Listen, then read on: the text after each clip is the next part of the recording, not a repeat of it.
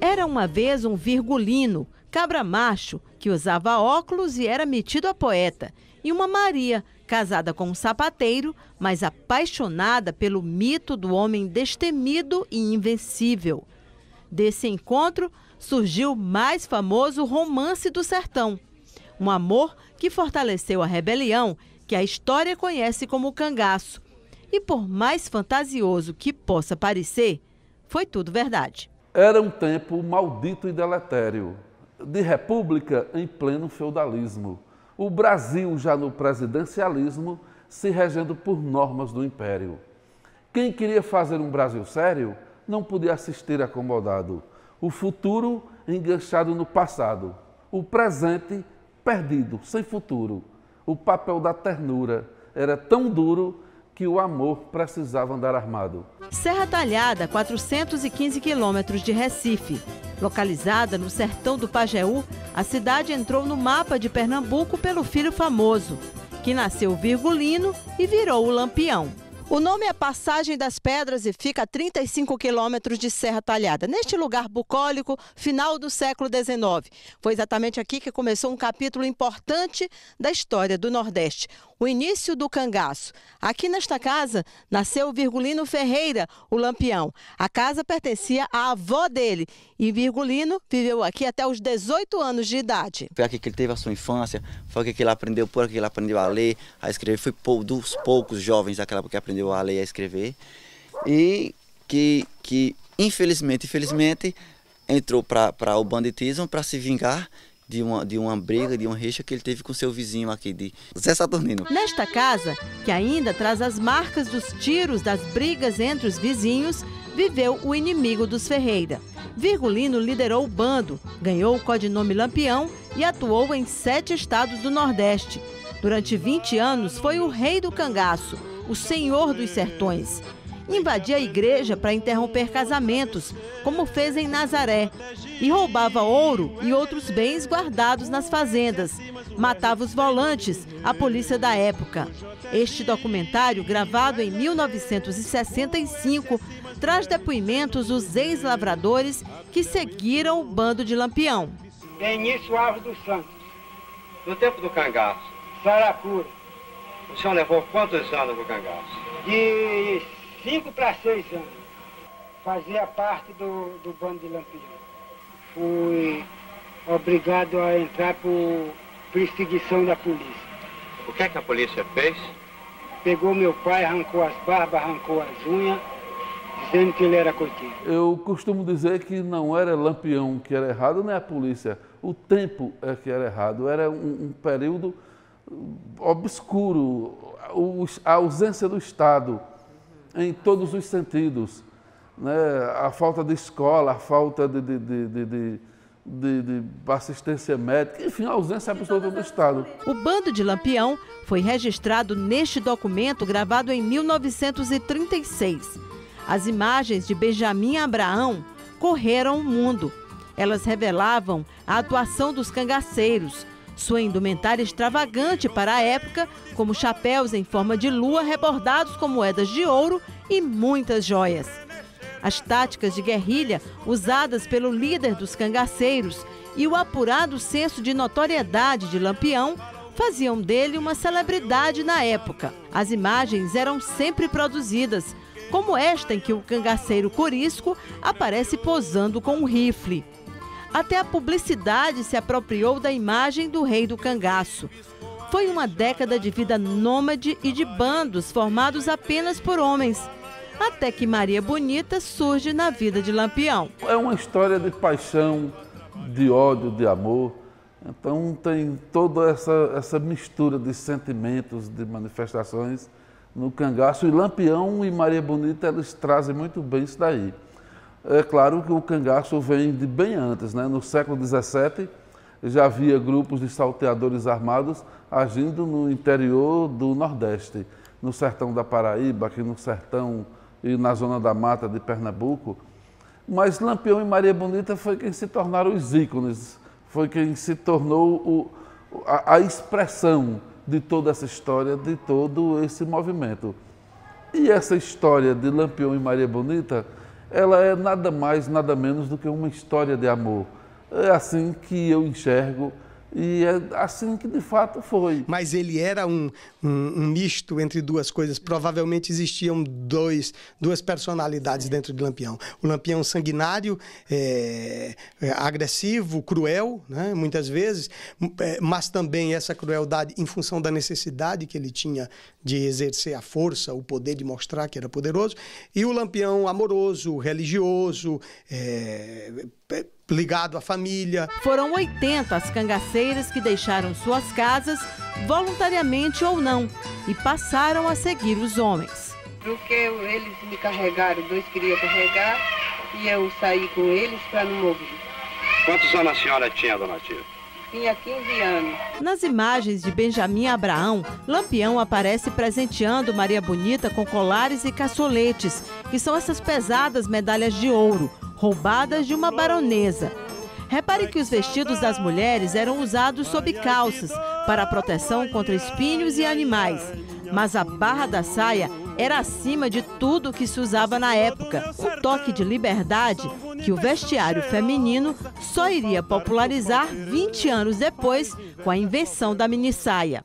Com a presença das mulheres, criou-se uma escala de trabalho diferente da sociedade machista da época. As mulheres eram proibidas de cozinhar e lavar, tarefas domésticas que pertenciam aos homens. Se quisessem, elas poderiam costurar, mas só para o prazer delas. Resultado, sobrava muito tempo para fazer a produção.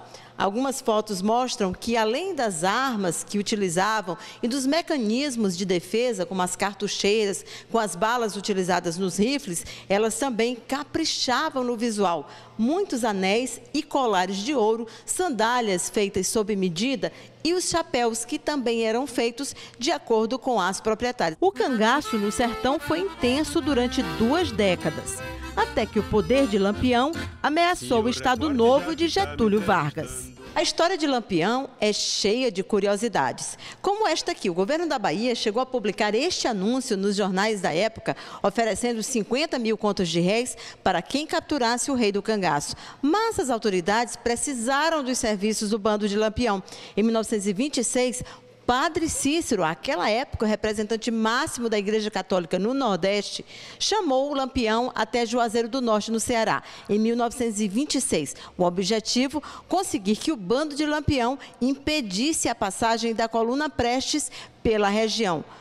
Para conseguir que Lampião fizesse isso, as autoridades da época chegaram a dar a ele a patente de capitão. Uma decisão política levou os governos estaduais a se unirem na caça aos cangaceiros. Por uma decisão também política, a conivência com os cangaceiros terminaria em 1938, no massacre de Angicos, onde Lampião, Maria Bonita e o resto do bando foram mortos. Eles tiveram as cabeças cortadas e exibidas no Instituto em Salvador até 1969, quando finalmente foram enterradas. Eu matei uma porção deles, assisti na morte uma porção deles, agora não sei assim o tanto. Foi mais ou menos quanto? Perto de uns 20 ou quê, assisti na morte deles. Grande parte das fotos que mostramos nesta reportagem estão no Museu de Serra Talhada. Localizado na Vila Ferroviária, o acervo inclui objetos da época, armas utilizadas pelos cangaceiros e o registro histórico de imagens e fotografias. Algumas bem curiosas, como esta em que o policial aparece ao lado da cabeça de um dos cangaceiros mortos em Angicos, ou o registro do cangaceiro Galã, Juriti. Outro documento do museu é o inventário de peças feito pela polícia, onde aparecem cartões de visita que Lampião usava. Neles constavam palavras como amor, recordação e saudade. Estes objetos teriam sido os únicos apreendidos pela polícia quando Lampião foi morto. Também são muitos os registros feitos no tempo em que o casal vivia nas matas. Neste aqui, ele aparece lendo uma revista Nesta outra, que lembra a pose dos nobres europeus, eles foram fotografados com os cães Guarani e José Ligeiro. O Museu de Serra Talhada é administrado pela ONG Cabras de Lampião, que também transformou em museu a Casa da Passagem das Pedras. Lampião é o brasileiro mais biografado de todos os tempos.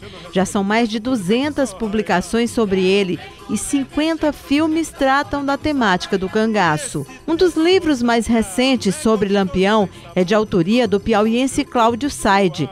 O escritor, que mora em Curitiba, nos acompanhou nesta reportagem em Serra Talhada. Depois de 6 anos de pesquisa, surgiu o livro Vaidade, Poeira e Vento.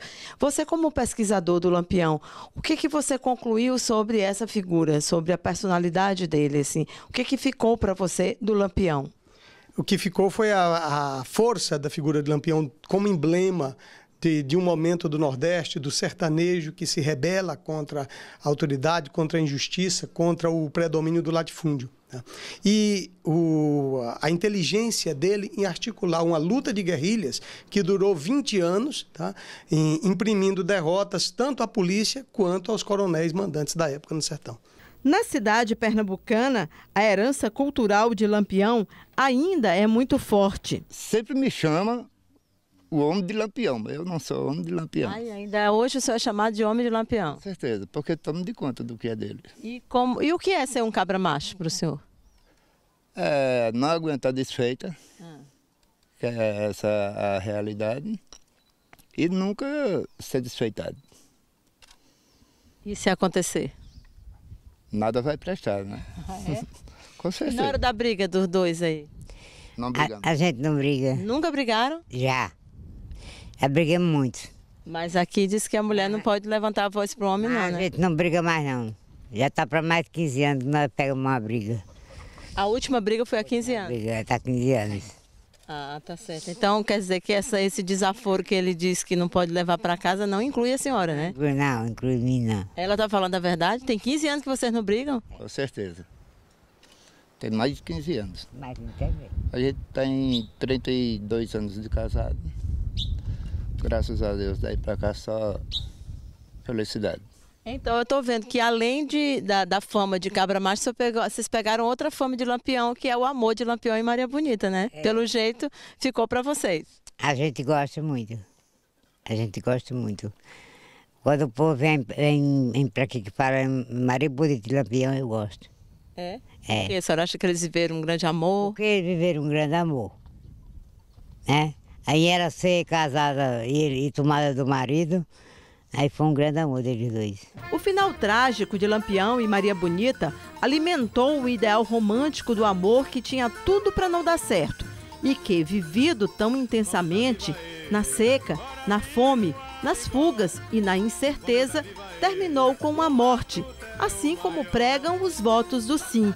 Maria Bonita viveu com Lampião na alegria e na tristeza, na saúde e na doença, até os últimos dias de suas vidas. Eles foram o que nós costumamos dizer, feitos um para o outro.